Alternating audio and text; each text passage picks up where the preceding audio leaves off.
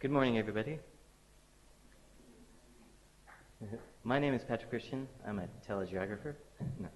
I work for telegeography. Are you familiar with telegeography? You heard? We're a market research firm.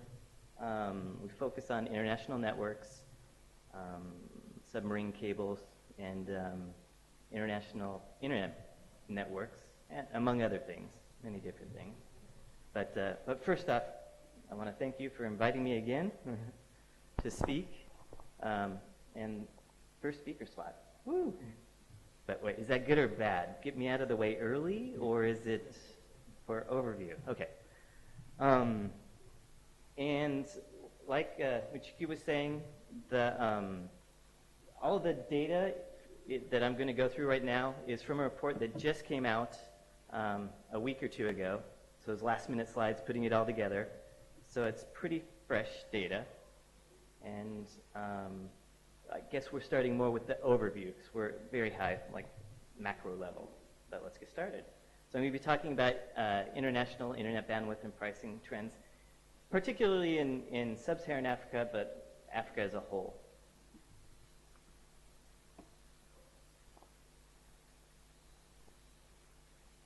All right. Okay, let's start with the first slide. The big picture. In a sense, not much has changed. The big hubs we're looking at are US and Europe. And what this shows is interregional internet bandwidth. So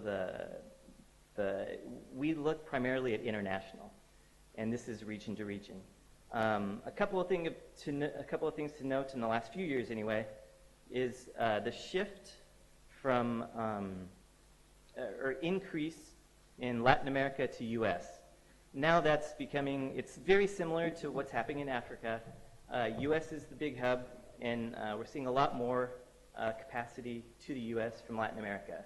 Actually, Latin America is one of the only regions where transit is actually increasing rather than decreasing against peering. So, and now actually, historically, the biggest routes have been between the US and Europe, regionally. And now, actually, the number 2 and 3 routes out of the US are actually to Latin America now, to Brazil. So there's a few changes. Okay, and global growth. This is international internet bandwidth, and actually, I take one step back, and all the data that you're seeing in this report or in this presentation, we collect directly from the major IP backbones providers. And what we do, it's not network analysis tools. We send out surveys to the different operators and carriers, and they give us their routes with capacity and traffic or link utilization, and that's the basis for this report, for the data in this report. And what we've seen actually over the last 4 years, is that global growth has slowed. I mean, it's sticking just above 30%, whereas a little before that it was around 40% for a while. But the change here, the flattening, is probably due to mostly the private networks, what we call private networks, so the content delivery networks. We've seen changes there. This, and most of these slides, when I'm talking about international bandwidth, I'm talking about international internet bandwidth, okay? Except for this slide. Maybe a couple more, but here we're looking at the share of used international bandwidth. Before 2012, it was the split was 80-20 for a long time, basically between internet and private networks. And in private networks, we include research networks, enterprise networks, and CDNs, cloud service providers, where we don't see in as much, and we don't collect that data. And what we've seen over the last 4 years is the increase, of course. So, particularly in the transatlantic and transpacific, we're seeing that now private networks Google, Facebook, Microsoft, compose more than 50% of all traffic or all capacity in those areas. In Africa and Latin America, it's still around 20%.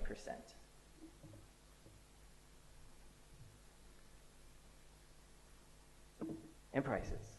I'm still going over the big global view. I haven't gotten to Africa yet. But, and these IP transit prices are still dropping. As you can see in this slide, I don't have Africa.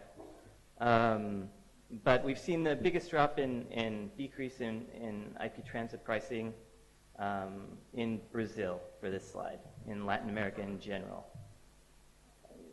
And if you put Africa in here, like Johannesburg, it would be about a little more than double of Sydney. And one note on our on pricing, we collect the pricing quarterly from the operators, and but what we're showing here is the median. So the range for Africa is very wide, actually, all the way from $5 up to a lot more, 75. So what we're showing is the median. And here, actually, I don't have Johannesburg, but it would be just to the right and up to 24, just off the chart.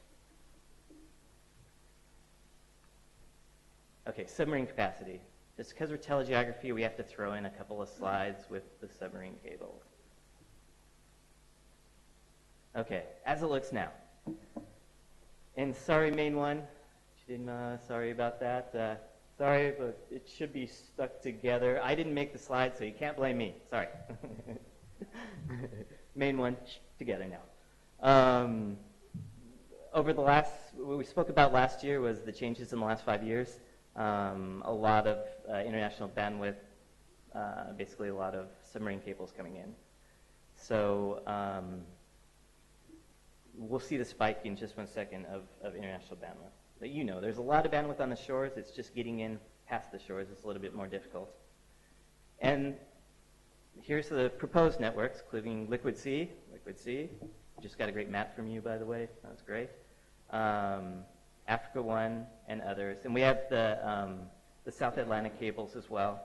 Cameroon, Brazil, which is, I believe, SAIL now, South Atlantic Interlink.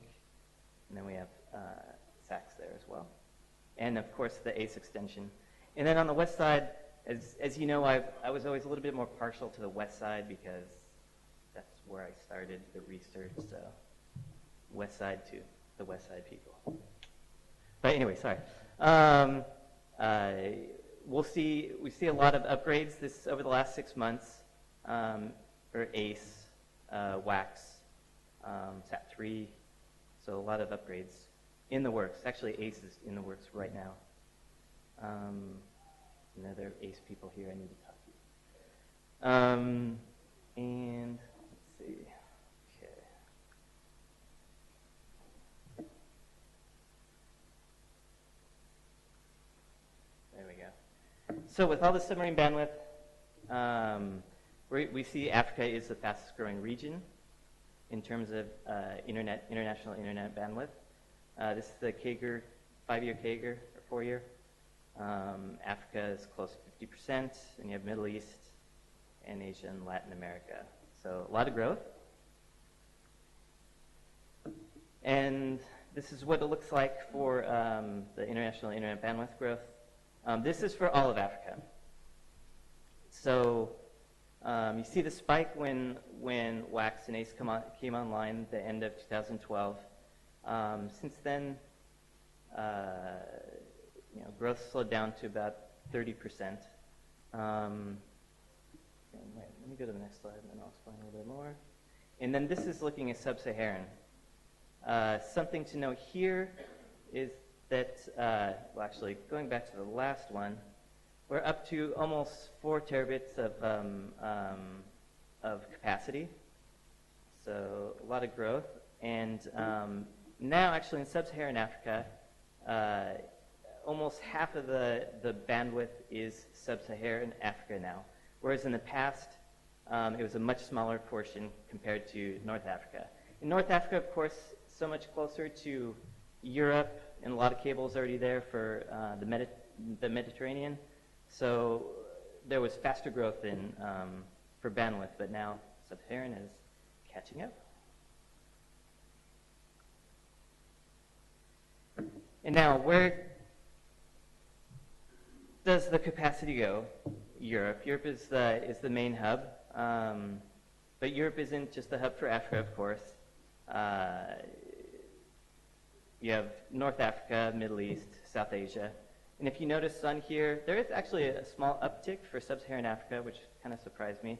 But if you look at North Africa, 98% of, and this, what we're looking at is share of international internet bandwidth connected to Europe.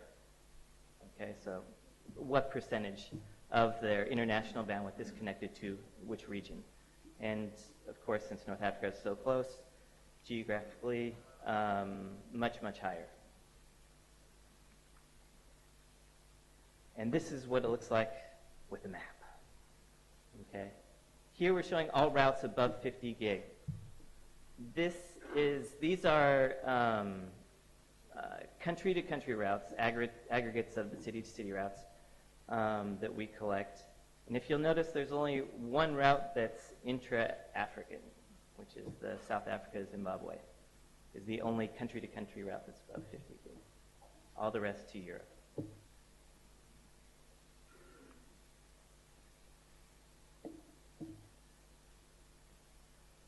And this kind of breaks out, this we talked about a little bit last year. What this is looking at is comparing the share of African international internet bandwidth by region. So where, what other regions it's connected to. And please note that it's 75% at the bottom. That's not, so it's, of the 25%, the red is Africa. So in 2012, it was about 3% was intra-African connectivity, international connectivity. So remain within Africa. And 2016 is 11%, kind of a higher 11%, which actually isn't a huge change over 2015. What we saw was actually slower growth in East Africa, but probably because there's been so much growth over the last few years. So in the 10 to 20% range growth.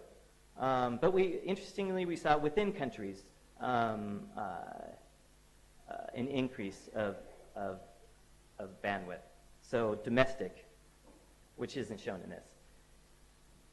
And also, but on the west side, we're seeing a lot more capacity more recently with the upgrades, et cetera. So we're seeing a little bit more of a spike on the west side, but smaller amount than the east side.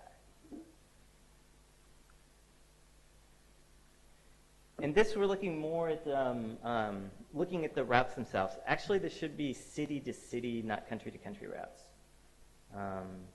But what this is comparing on the left is the Europe to Africa routes, and then on the right, the Africa to Africa, the intra-Africa routes. If we look 5 years ago, the change, 5 years ago, very few routes, and all in the 1 to 10 gig range compared to Africa, or compared to Europe. And in Europe, we've seen about a doubling of routes in the last 5 years, whereas in Africa, we've seen growth by over 600%. So now you're seeing up above the 25 gig level.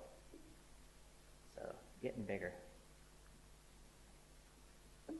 And then the map version. Now this only shows the intra-African routes, and starting at the 1 gig. Starting at 1 gig. Some things to note here is, I mean, this gives a good idea of what in terms of international bandwidth, what the hubs are. Morocco, Egypt, South Africa, big ones. If you notice in Northern Africa, there is pretty much no intra-African routes, all of Europe. Whereas we're seeing in sub-Saharan a lot more going on. The map is filling up, looking better. Okay, and if you see in West Africa too, we see the big pop or the big hub in Cote d'Ivoire, which surprisingly is getting bigger than Ghana right now, or Accra. Well, Ghana, I guess we have in this one.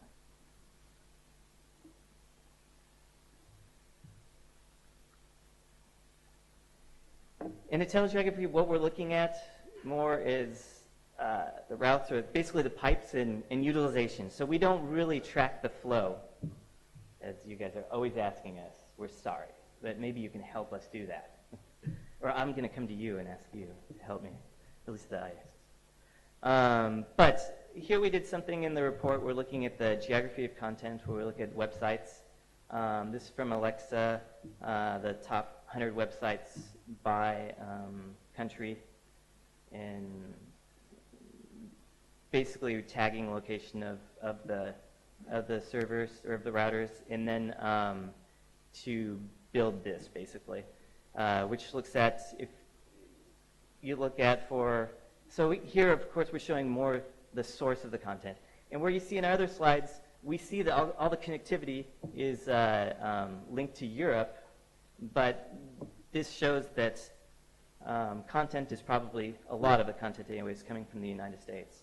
And this poll is actually from, primarily, it's limited to, if you track down the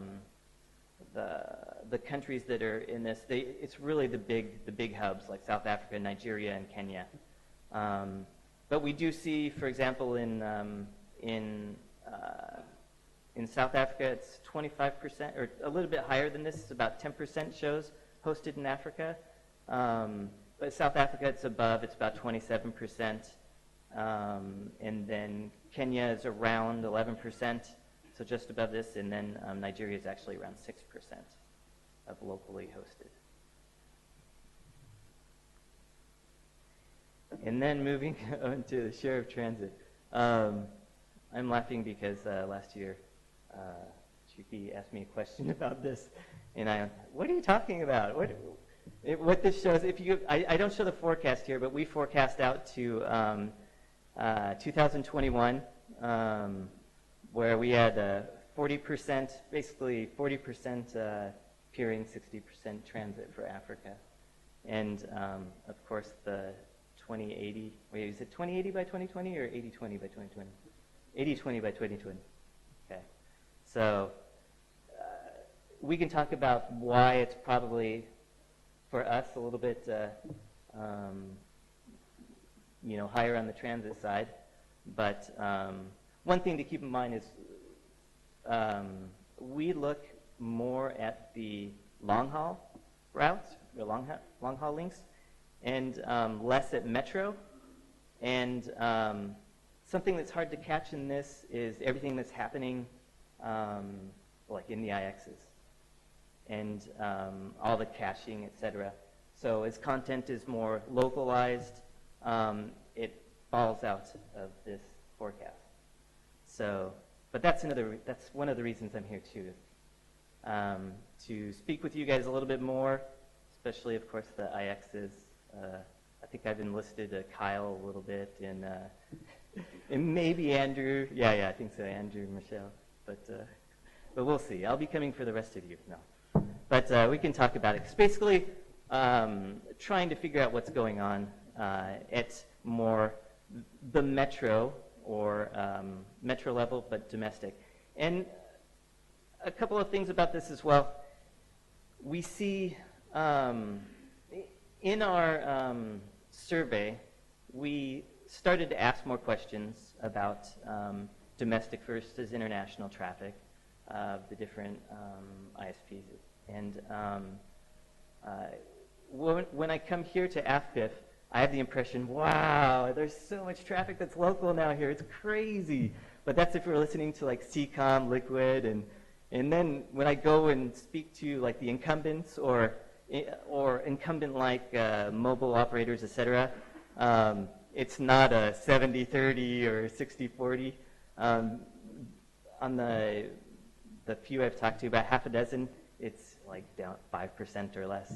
So, and also very often it's through the IX. So that's the only local traffic or that a lot of these operators have, which is a little bit surprising to me. But I mean, after AfPIF, I'm thinking, no, everybody's like that. But anyway, so, we want to look at this a little bit more closely, so I'll be making the rounds and talking to everybody about this. And now on to pricing. IP transit port prices.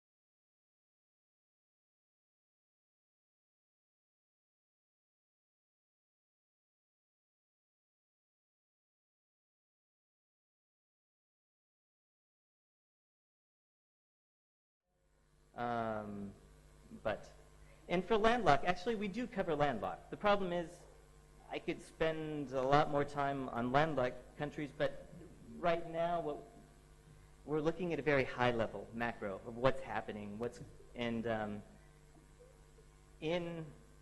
it's getting better, as in more bandwidth, but the bandwidth is mostly, on the coast and building out networks inward. So there isn't a lot, of data for the landlocked countries. We have it, but if you're looking at everything at once, it disappears basically. So, but we're getting there. And you can help me with data from Niger. Okay? All right. Another question? No? Okay. Good. Well, thank you. And if you have questions, come and talk to me. Well, I'll be looking for you. hey, Patrick, I have just one question. This is yeah. Thomas from Google. Yes. How accurate do you think stats are if you aggregate at the Africa level? Do you think it makes sense to break out North Africa, for instance, that has more of a natural tendency to aggregate back to Europe? Yes, and that's some of the stats that we have are Africa as a whole, and then we also break out in a couple of slides. I did North Africa versus, I did all of Africa and then Sub-Saharan. But basically, what we're looking at is there was a lot more growth early on for North Africa, and of course because it's because closer to Europe, et cetera, good, latency, et cetera. So basically, content is all sitting pretty much in Europe. They can just go there.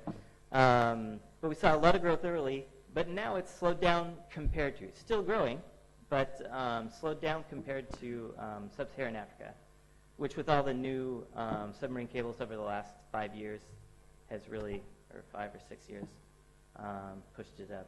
So I was thinking specifically about one of the slides you showed about the growth of intra-Asia, intra-African African, yeah. growing from 3 to 12%.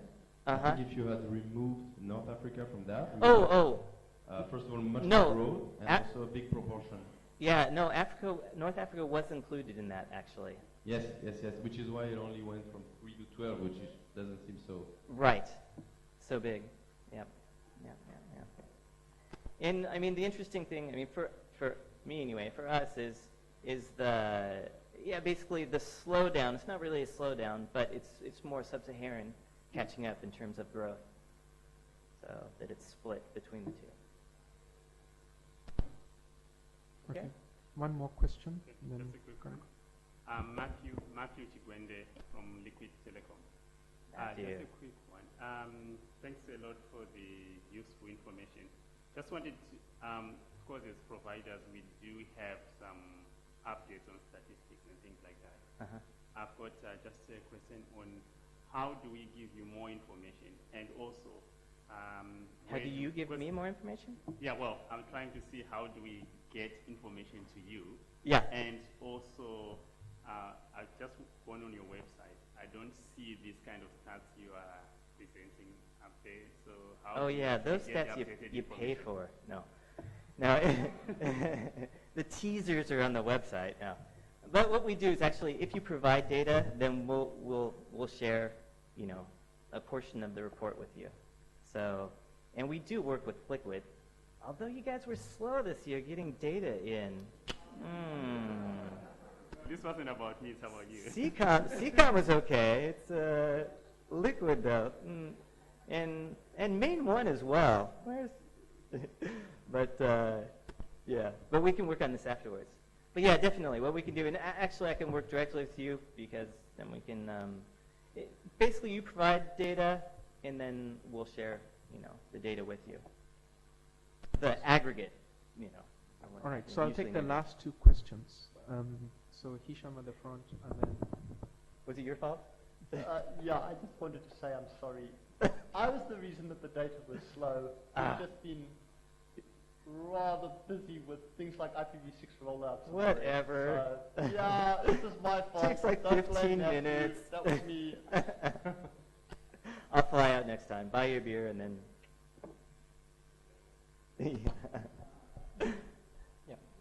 Hisham Ibrahim, RepNCC. Thank you first for the presentation.